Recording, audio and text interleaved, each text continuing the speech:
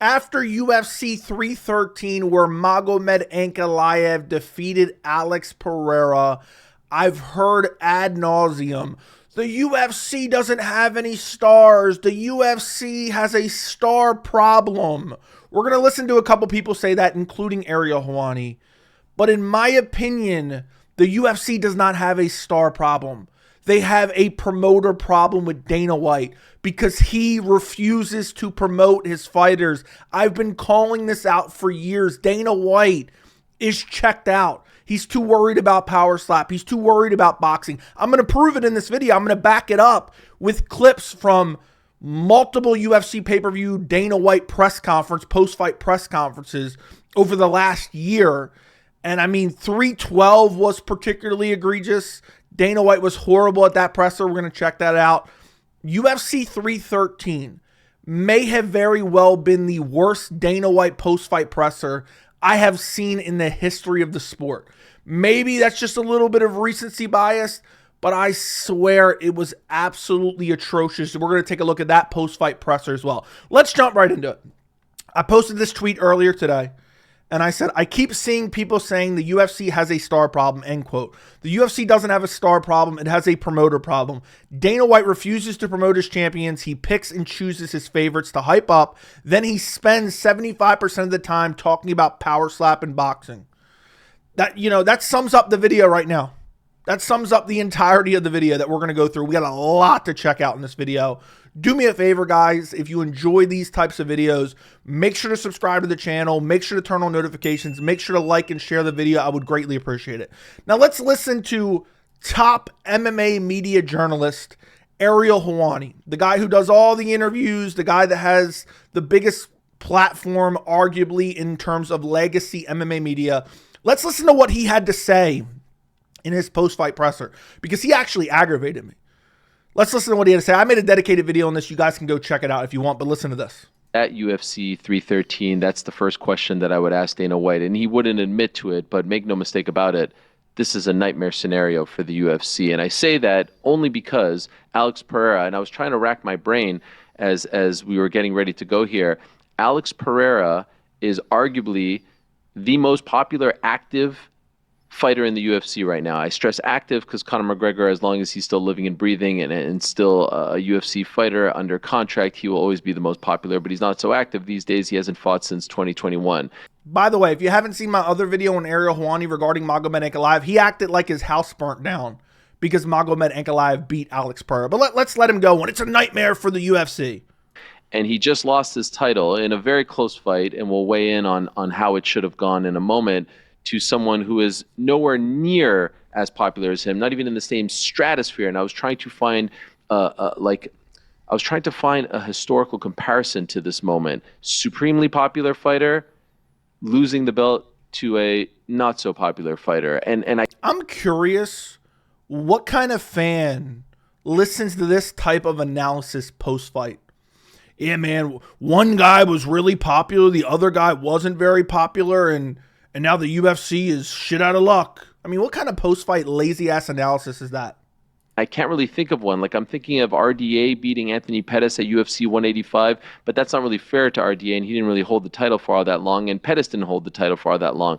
I'm thinking of Carlos Esparza beating Rose Namajunas at 274, but still, it doesn't quite feel the same. I feel like this is unique. This has never been done before. This has never happened before. So, this is obviously something that was possible. This is something that we all talked about going in, the UFC's star problem, and how big of a issue this would be if it went this way, if this result actually materialized. And now he's acting as if the UFC is going out of business because Ankalaev beat Pereira. They have a massive star problem, which isn't even true. And I feel like the framing of this is so disingenuous, okay? There is a certain framing that I do kind of agree with what Ariel's saying, as well as the other clip I'm going to show you from Morning Combat with Luke Thomas. But I'm telling you right now, it's like the way Ariel is framing this is so annoying to me.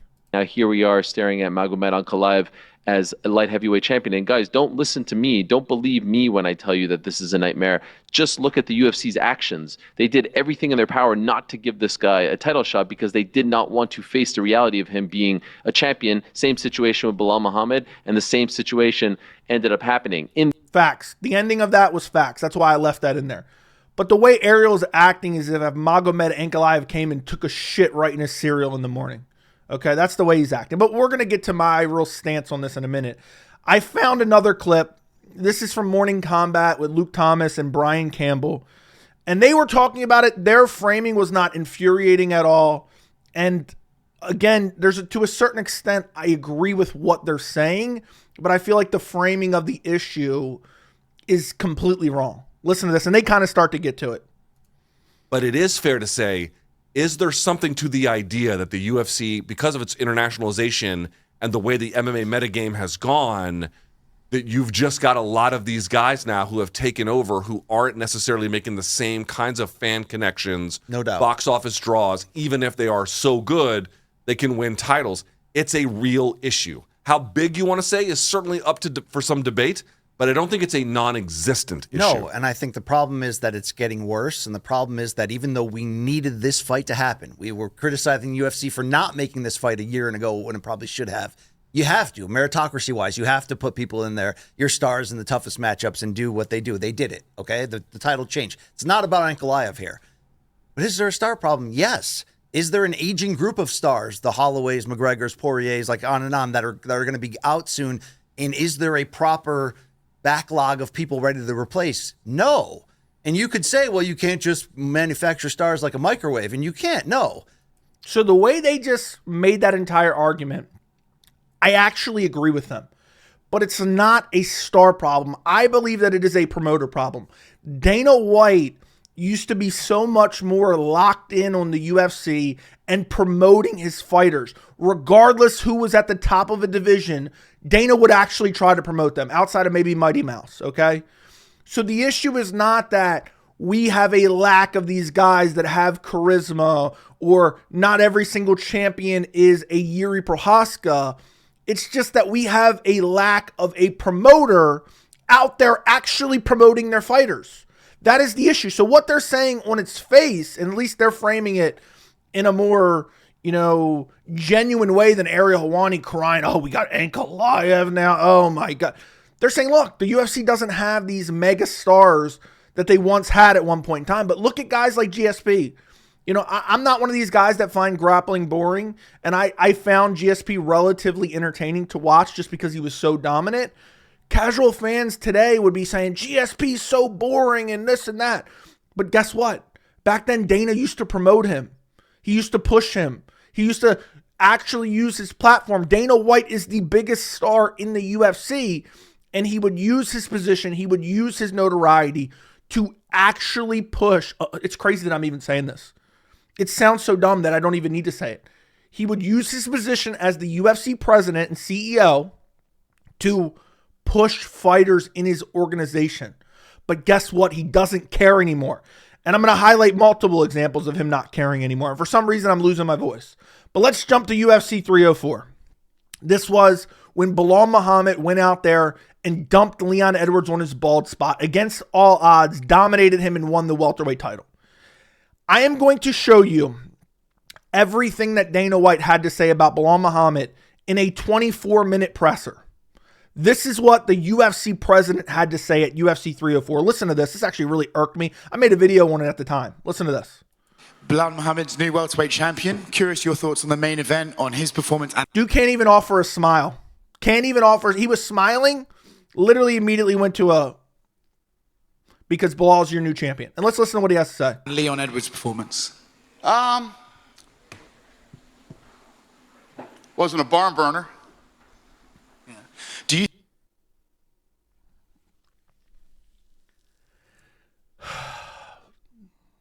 I'm being dead serious. When I see dumb shit like this, it literally gets me infuriated. Literally, Dana could have been asked about Belal's performance, and Dana could have said, you know what? Belal's been doubted for years. He's been underappreciated by the fans for years. The odds, he was a massive underdog. I don't remember what the odds exactly were, but Dana's never let the truth get in the way of a good story. Dana could have been like, the odds were against him. He was an underdog. And he went out there and proved that he's the best in the world. Leon Edwards, look what he did to Kamaru Usman. Knocked him out cold, beat him in a trilogy fight afterwards. Belal went out there and delivered on his promise. He talked a big talk, and he went out there and proved that he's the best in the world. Is that so hard to say? And you guys can say, oh, well, what does this mean, Dana even saying that if he doesn't believe it or whatever? Dana White has impact on fans. He uses his position to promote his fighters, and the media will follow suit. When Dana says things like that, the post-fight presser, guess what? All the media writes articles on it. Content creators on YouTube make videos about it. It gets reposted on Twitter, and then people who maybe aren't as well tuned into the sport are like, okay, maybe I got to pay attention to this guy now. It trickles down. And that's not the only thing he had to say about Belal. Let's skip ahead and listen to a little bit more. Again, 24 minutes. I'm showing you everything he had to say about Belal. Listen to this. Belal, I know Belal's been training with Habib, so his performance was, what you would expect. Not a barn burner, and he trained with Habib, so his performance is as if you would expect, as what you would expect. Yeah, that's really good promotion. Let's spend the rest of the press conference talking about PowerSlap or, whatever else he may talk about, his TKO boxing endeavors. Oh, that's not yet. That's not at UFC 304. That's at UFC 313, but we'll get to that. Let's jump ahead to UFC 306. This is UFC Noche. This is a mega card. This card was teed up to turn Sean O'Malley into a mega star. That's what this card was for. And Merab goes out there and dominates Sean O'Malley. And what does Dana do at the post-fight presser? He basically makes excuses for Sean O'Malley and kind of complains about Merab's antics during the fight. By the way, Merab's antics are what make him interesting to the majority of fans. But let's listen. Let's listen to Dana promoting Merab after derailing the teacher's pet and industry plant Sean O'Malley. Was Merab and O'Malley's corner were screaming at each other the whole beginning of the fight. They were yelling at each other back and forth, and then Herb Dean stepped in and told them to knock it off. And then the kissing in the back and standing up and walking away before the bell, that I have no idea. Merab does some shit. You know what I mean? It was weird, but not shocking. So that's what he had to say about Merab after Merab's win over Sean O'Malley. There's more. Let's jump ahead a little bit. Disappointed with Sean. Sean had fire in that last little bit when he was throwing those body kicks, but you didn't seem to see that fire from Sean maybe throughout that you might have expected. I don't disagree with you. He looked flat. He didn't look sharp. He didn't look crisp and until the last round. He hurt him with that body shot. He knew he hurt him with the body shot, and he kept going in and trying to finish. But, yeah, I don't agree. I mean, I looked at the punch stats. He's like 6 in a couple of the rounds, So instead of promoting Merab, man, O'Malley went out there. Look what he did to Aljo in the second round. Flatlined Aljo, longtime bantamweight champion. A lot of people expected Merab to have trouble with Sean O'Malley's long, rangy, elite-level kickboxing. And Merab went out there and bulldozed him. But instead, O'Malley looked flat. Let's jump ahead. Here's where he starts making excuses for O'Malley. And there's more to this, too. I think that he's one of those kids that lives for moments like this. I mean, this is what he's all about. He's that guy. I think that I don't know if he just got in there tonight and felt flat. Some nights it's just is what it is. And so there you go. He fell flat. It wasn't Merab being the better fighter at all. Let's jump ahead to that Tuesday afterwards. This is more excuses for Sean O'Malley after Merab's dominant performance on one of the biggest cards of the year that got crazy promotion, UFC Noche. Literally everybody reached out to me that night and said, Sean O'Malley didn't look like himself. He didn't look explosive. He didn't look, all the same stuff we were all saying that night. Right. And then lastly, not to take anything from Rob, but correct. I mean, when you say something and then you have to say not to take anything away from Merab. But yeah, everyone was saying O'Malley looked flat. It wasn't that Merab was good. It was Merab, did okay, but it was just O'Malley was flat, man. He was just flat. Now let's jump ahead to something more recent. and this is something I should have done a video on at the time and I was planning on, but I had something else come up. This is the UFC 312 post-fight presser.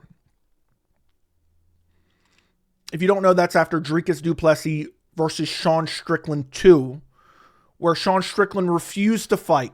And this is where it comes back to what I said before here in this tweet. Dana White refuses to promote his champions. He picks and chooses his favorites to hype up. Okay? So let's jump back to UFC 312.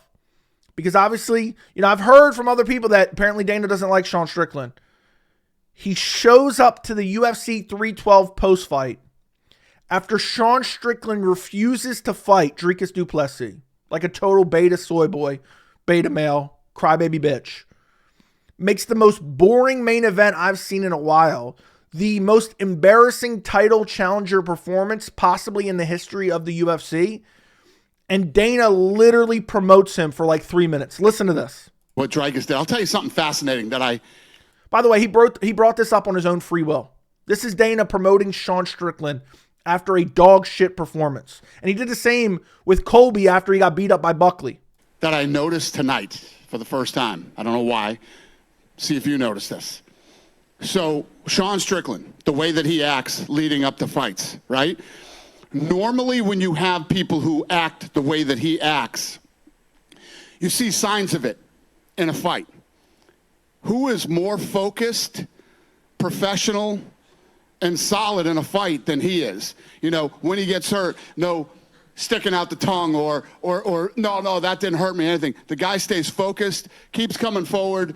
There's never any hint of how he acts outside the octagon when he's in there. Absolute professional the whole time. He's acting like this is a compliment. Yeah, man, Sean's so professional. And he gets into more compliments in a second.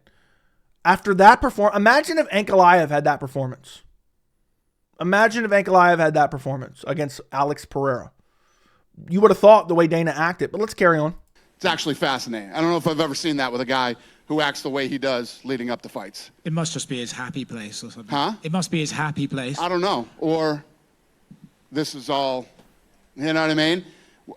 I'll tell you what it is, Dana. He's an insecure, pathetic male, okay, who acts like he's a savage, acts like he's an animal, acts like he wants to get in there and go to war, brother. We're going to go to war. And then he's actually a beta soy boy bitch who's scared of Dricus Du Plessis' power. So he ran away the entire time. That's what happened. I've never seen a guy so solid and professional. Gets his nose broke, snaps it back into place and keeps fighting. Gets hit with some nasty shots. When he gets hit with big shots, he doesn't start shaking his head and doing all the goofy things that people like that do. I mean, you can go into any combat sport and you've seen it. Nobody is more professional during the fight than this guy is. It's fascinating, actually. It's not fascinating. It's not that was an embarrassing main event. Another thing on Strickland as well that I think all the talking makes people sort of overlook is that he's very tough as well. Like, he ate some big shots from DDP. The nose thing, like, usually if you see a fighter freak out from the pain, they lose their composure. Like you said, he just gets right back into it and dials back in. 100%. Never, looks like he never slides off his game plan, stays focused, doing what he's supposed to do, even with a broken nose. Yeah, I agree. It's fascinating. So they give Strickland a participation trophy for refusing to fight and getting his nose broken in the 4th round. Dana is promoting Strickland. Yeah, man, he's the consummate professional. Man, he got his nose broke. Surely Dana White gave Dricus Du Plessis credit, right? Surely Dana White took a couple minutes out of the post-fight presser, which was 20 minutes long, to promote Dricus Du Plessis. I'm sure he did, right? Dricus is super promotable, super well-spoken, super exciting, has big matchups upcoming against Khamzat Chimaev and Nasruddin Imavov and Caio Baralho. Dana definitely promoted Dricus during this, right? Definitely, right? Let's take a listen to what he had to say about Dricus. Meant it as a compliment. When I said he fights like a white guy dances, right? Like awkward and whatever. They've been focusing on that. I was like, don't listen to the shit that I say. I'm whatever he's doing works. He's the world champion. And how do you spar for a guy like that? Don't change anything that he's doing on account. That's what he has to say. I wasn't insulting him when I said he had a sloppy fight style, which is actually true. There are so many examples that I can bring up. I could bring up the press conference after Israel Adesanya versus Nasruddin Imavov. I could bring up the presser after Joaquin Buckley versus Colby Covington, where Dana gave more credit to Colby Covington than he did Joaquin Buckley for beating the dog shit out of him. Dana refuses to promote. And before we jump into the worst possible example, which was UFC 313 after Ankalaev beat industry plant Alex Pereira, I need you guys to understand. Dana does not have a magical switch that he can turn on or he can snap his fingers and turn a guy into a star. But what the UFC and Dana White are doing is they pick out certain guys they think have megastar potential, and then they just put everything behind them. Whether it's Bo Nickel or Alex Pereira or whoever else, Sean O'Malley, instead of, okay, this guy is on a crazy winning streak, this guy is now the champion, let me actually push him, because if they did, we wouldn't have this issue. And the reason for this is because Dana White is checked out. I've been saying it for at least 2 years now. All he cares about is boxing and, PowerSlap. It's bigger than soccer. That's all he cares about. There's so many post-fight press conferences where he doesn't even bother to promote his fighters because he's too worried about pushing boxing or pushing PowerSlap. And also the other reason, and one thing I want to talk about, because there's a lot of layers to the UFC has a star problem. They don't really have a star problem, because at the end of the day, Dana White is their star. And at the end of the day, the UFC doesn't want any one fighter to have more power than the UFC itself. Not that it's ever really happened, but the UFC doesn't want to build somebody up so much that they have any leverage over the UFC, i.e. Conor McGregor, which we've seen how that's played out. Dana's not happy about that. He doesn't want to ever see that happen again. He doesn't like what happened with Francis Ngannou, even though it's not the same situation. They don't care about building these megastars because they only care about the brand, the 3 letters, UFC. They only care about, UFC, doesn't matter if it's at the Apex and it's a shit card. We're going to watch it. They don't care about building, everyone into a very promotable, quote unquote, star. And I say that so loosely because star now in the MMA community is thrown around so loosely. It's basically the term star in MMA in reference to the UFC has been perverted by the MMA community. It doesn't mean what it used to mean. Even based on star from 5 years ago, it was not Alex Pereira. But nowadays it is Alex Pereira. But Dana doesn't care to do such, because not only does he not care because he's too busy checked out, but also he doesn't need to build up any of these megastars. He just has to keep pushing those 3 little letters.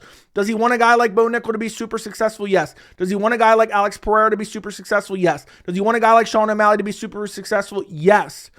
But other than the guys that he handpicks to be teacher's pet, to be an industry plan essentially, he doesn't care. He's like, we'll wait for the next guy that we think can be that star. They kind of pushed Leon Edwards a little bit because he's from the UK. They wanted to build that UK audience. Now let's listen to UFC 313 post-fight presser. Let's listen to what he had to say about Ankalaev's performance. Went out there and shut down Alex Pereira, the best striker in the UFC, second best now, I guess, because Ankalaev's number 1. Shut him down, beat him 4-1, outboxed him, out kickboxed him, out grappled him, out clinch worked him, out muscled him, almost finished him in the second round, got saved by the bell. Let's see what Dana has to say. Let's listen. A tactical battle, we'll say, in the main event. Yeah. Crowned a new champion tonight, though. I guess, can you give us your initial thoughts on the main event tonight? Yeah. It was, not what I expected. I expected a lot more shooting, expected a lot more exchanges. Yeah. Oh, you really got me excited. I definitely want to watch Ankalaev's next fight now. If I'm a just total casual, just watching a Dana White post-fight presser because I'm curious what Dana White has to say. You got me so enthralled.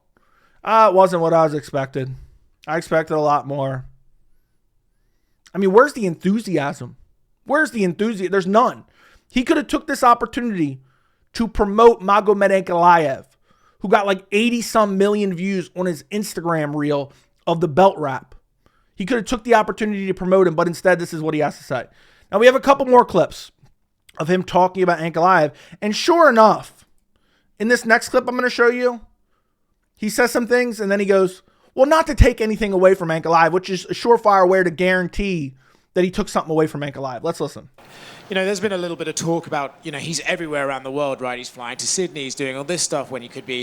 By the way, the media at this presser, I'm sorry to interrupt, guys. I really apologize. The media at this presser, how do I word this? Embarrassing, humiliating. They could tell that Dana was upset that Alex Pereira lost.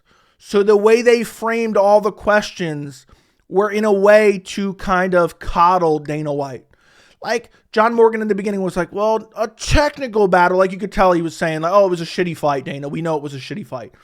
Instead of like, say, hey, you know what? I thought Ankalaev did a great job. What do you make of Ankalaev going in there and shutting down the presumed best striker in the UFC, majority outstriking him? They wouldn't frame a question like that at all. But let's carry on. You know, maybe training at home. Do you feel like that maybe affected his performance and he looked flat tonight? Or do you actually give it to Ankalaev for just putting the pressure on him and making him look flat? That's a good question. I think that's a question definitely for him to answer. I definitely don't know his schedule. I know he's been bouncing around. But do you see this everywhere? When somebody becomes a big star and they start making lots of money, there are lots of different doors that open and opportunities. But there's no doubt everybody knew that Ankalaev was going to be a tough fight for him. Everybody knew that this was going to be probably the biggest challenge of his career. That's the most promotion Ankalaev got right there. By the way, Dana knew that. That's why they protected him for years, because Ankalaev was the uncrowned champion.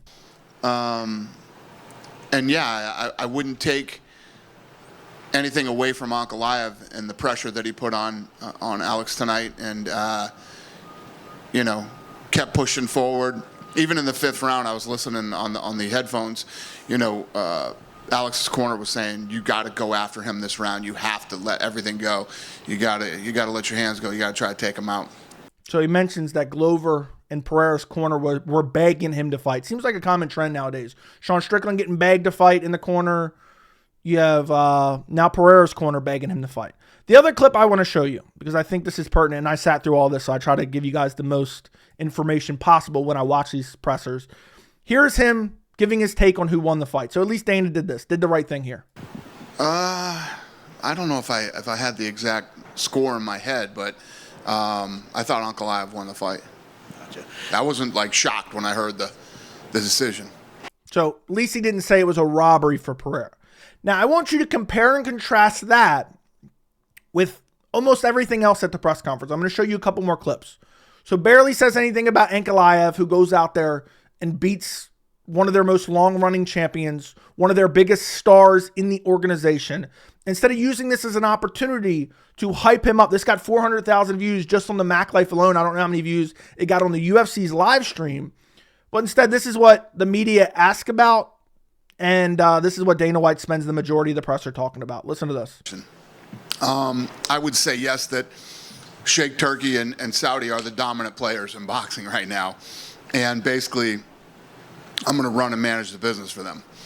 This is not an easy business to be in. I mean, you guys have seen over the many years that I've been doing this, a lot of people have tried to get into this sport and into the fight business. The fight business is looks like a very fun business to be in until you actually start spending some money.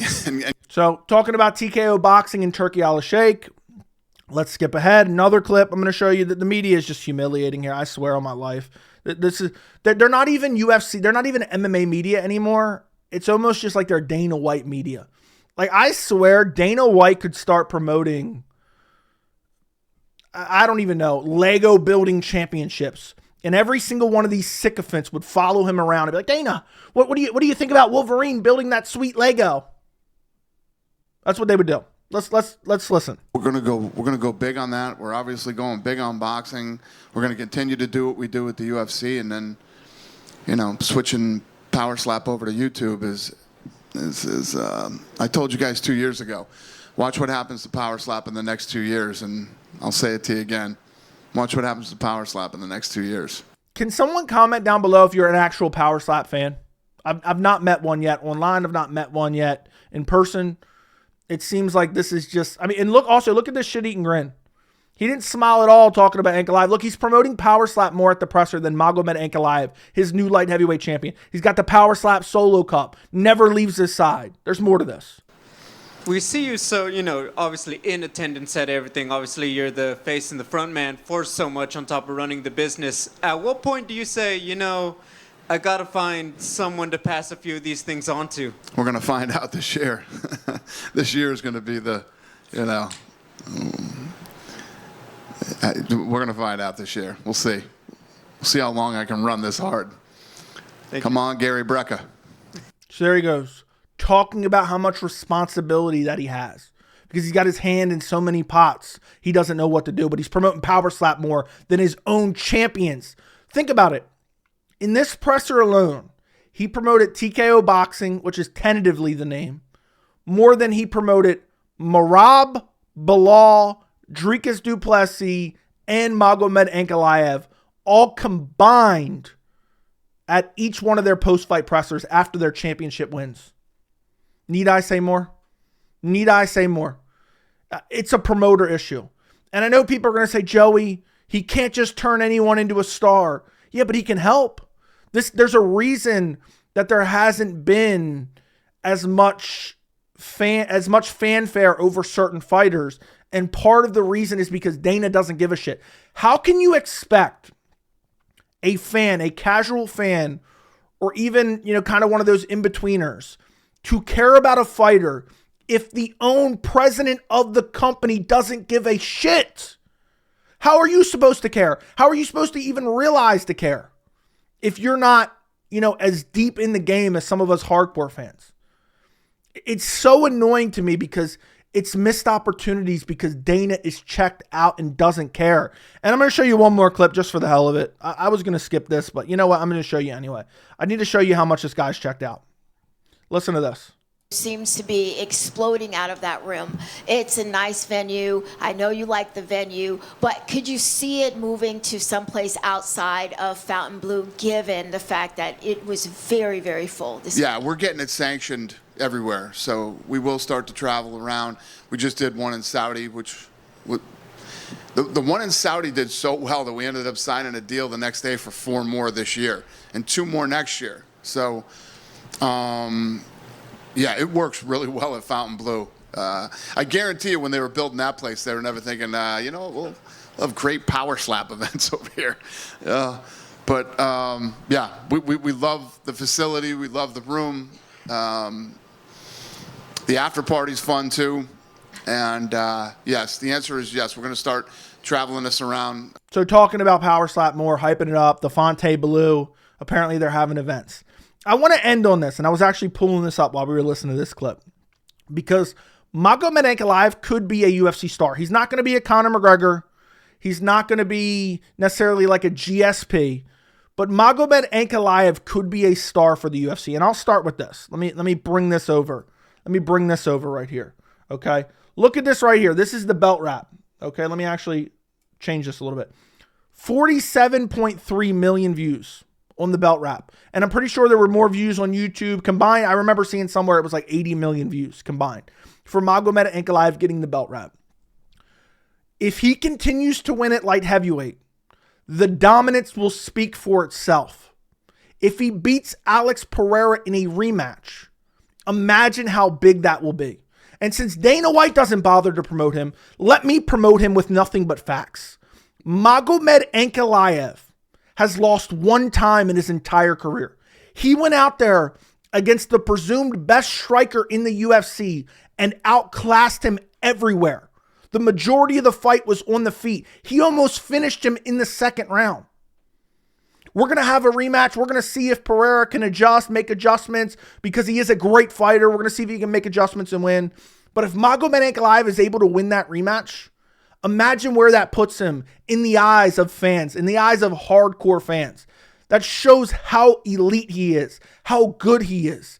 And he's impossible to beat because of his well-rounded skill set. We ran him through the gauntlet. He's beaten a lot of guys in the top 10 right now. And now he's gone out there and beat Alex Pereira once. Let's see if he can beat him again. He is the best striker in the UFC Right now, he's the best. Now, I don't know if necessarily I would say that per se, in my personal opinion, but he's one of them for sure. I mean, if you want to say Alex Pereira was the best, I kind of disagree with that at the time.